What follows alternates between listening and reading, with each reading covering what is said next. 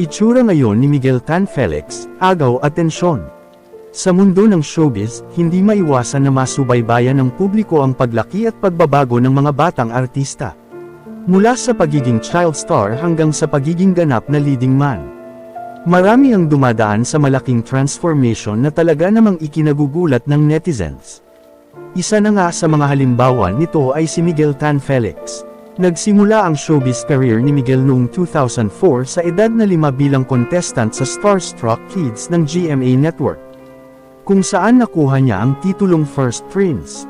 Matapos nito, agad siyang nabigyan ng malaking pagkakataon ng gumanap bilang batang pagaspas sa hit fantaserye na Mulawin.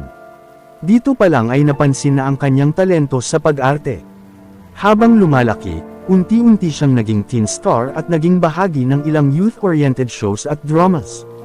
Isa sa kanyang pinaka-breakthrough role ay ang karakter niyang Niño Inosente sa teleseryeng Niño noong 2014. Kung saan mas lalo siyang minahal ng publiko. Sinundan pa ito ng iba pang proyekto tulad ng Kambal, Karibal sa Haya. At ang remake ng Volts V Legacy kung saan ginampanan niya si Steve Armstrong. Sa paglipas ng mga taon, hindi lang ang kanyang acting skills ang nag-level up, kundi pati na rin ang kanyang itsura at dating bilang artista. At ngayon nga, muling pinag-uusapan si Miguel matapos kumalat ang kanyang mga bagong larawan online. Agad itong naging viral dahil sa kapansin-pansin niyang transformation. Ayon sa netizens, mas naging malapad at maskulado na ang kanyang katawan. Bagay na nagbigay sa kanya ng mas matured at strong na image.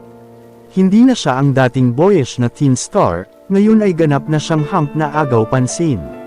Napansin din ng marami na hinayaan na niyang tumubo ang kanyang bigot at facial hair.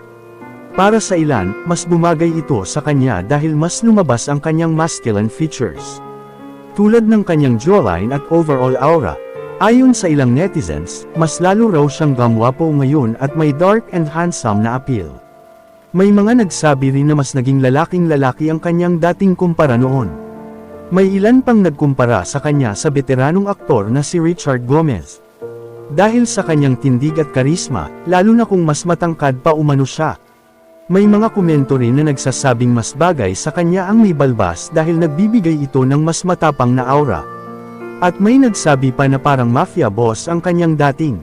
Ibinahagi rin ng ilang fans na sa personal ay mas gwapo pa raw si Miguel kaysa sa nakikita sa telebisyon. Dahilan para lalo silang humanga sa kanya. Samantala, may mga pabirong reaksyon din tulad ng pagtawag sa kanya na daddy.